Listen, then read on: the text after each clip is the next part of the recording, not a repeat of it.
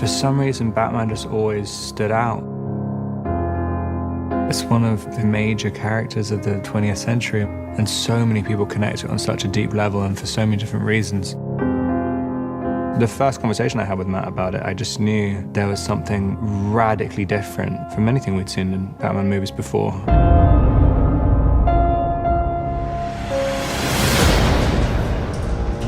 I felt that we'd seen lots of origin stories. We'd seen things go further and further into fantasy. And I thought, well, one place we haven't been is grounding it the way that Year One does, to come right in to a young Batman, not be an origin tale, but refer to his origins and shake into his core. Right from the beginning, there's a desperation to it. He's really working out this rage. All the fights seem very personal. What's so wonderful about this world is the exploration of the gray area. Catwoman really wants to fight for those who don't have someone else to fight for them. And that's where Batman and her really connect. He wants to inflict his kind of justice. He's just compelled to do it. There is no other option.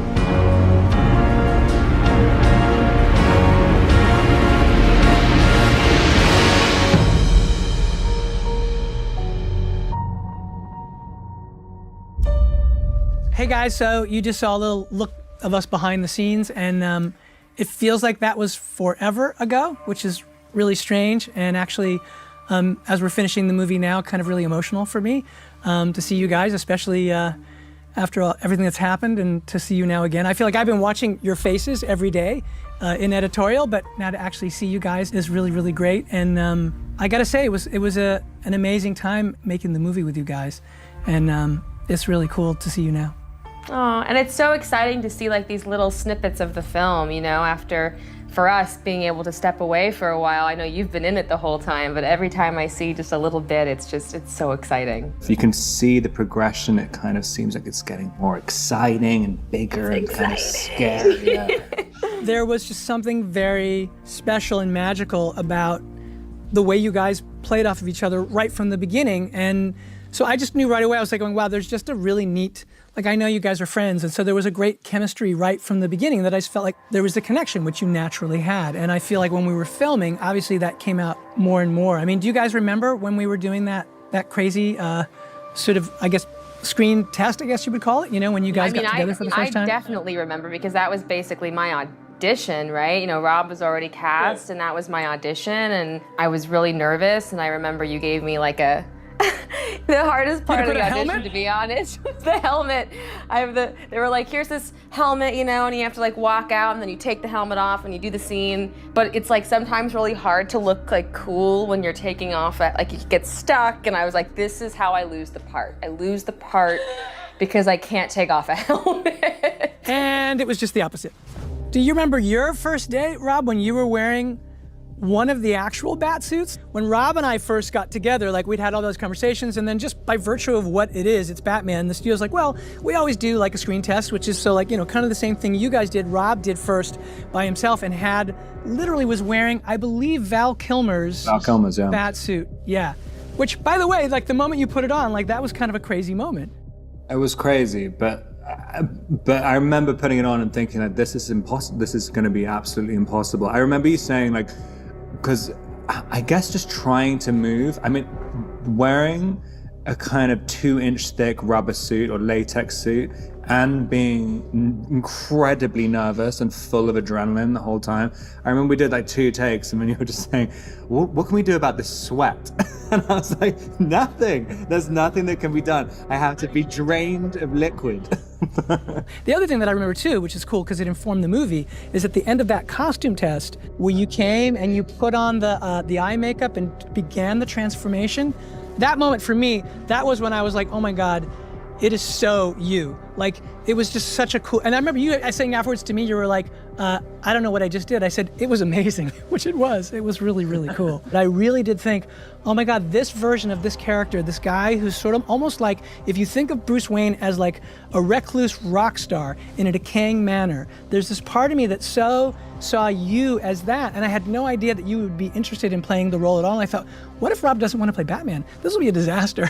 And then it turned out that you completely on your own had a whole path to the same thing, which is that you had been obsessed with Batman for years, and when you found out that we were doing this version, you were very interested. So it was one of those things that for me felt really kind of lucky and fated, and then we met.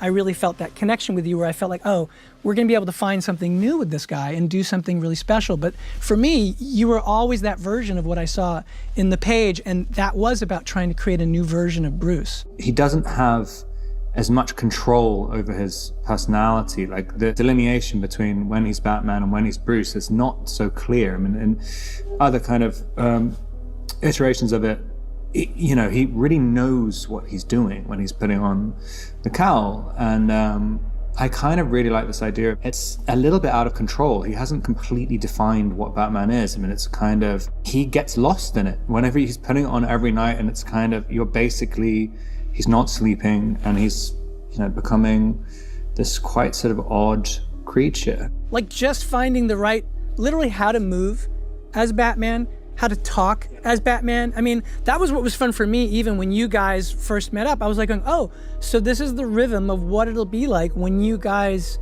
talk to each other. Like even something as simple as that. And like the way you came in with, like you had for me, so you had an attitude that was so Selina, right from the way you came in. I obviously, you know, understand the gravity of a character like this and what she means to so many people, but what felt really important was to really focus on the story that we're telling in this moment, you know, and, you know, try and create a real human being. You know, I don't want her to be an idea, you know, I want her to be a real human being in a real situation, in a real city, trying to survive and reacting to her own pain, you know, and her history. So I really, really focused on this particular story and this particular moment in this woman's life. I think it was about trying to find a way, again, as Zoe was saying, to ground her so that she felt like she had an emotional journey that made sense for who she was,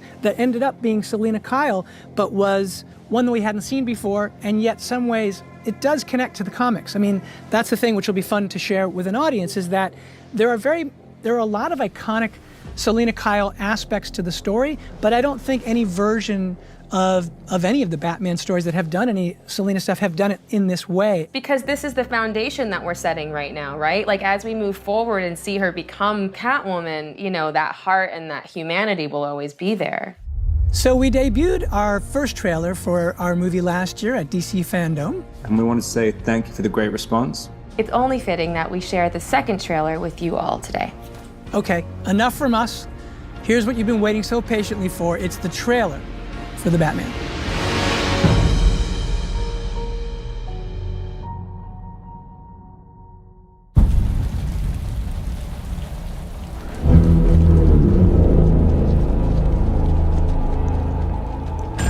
Police! Hands up! Stay still! Get out of here!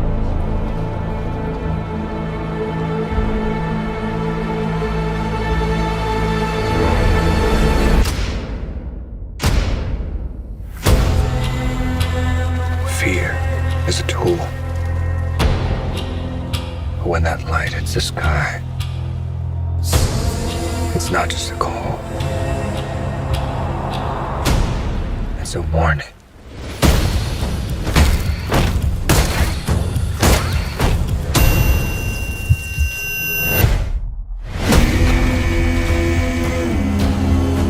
I've been trying to reach you.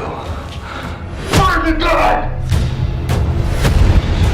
This is a powder keg, and Ritter's the match. I can take care of myself. If this continues, it won't be long before you've nothing left. I don't care what happens to me. It's only gonna get worse for you.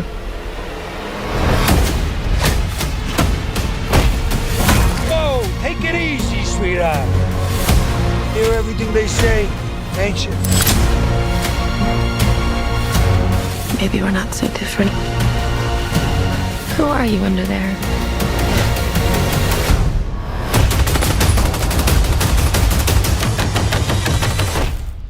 I'm vengeance.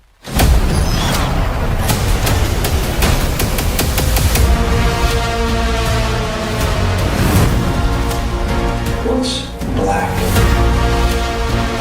and blue and dead all over.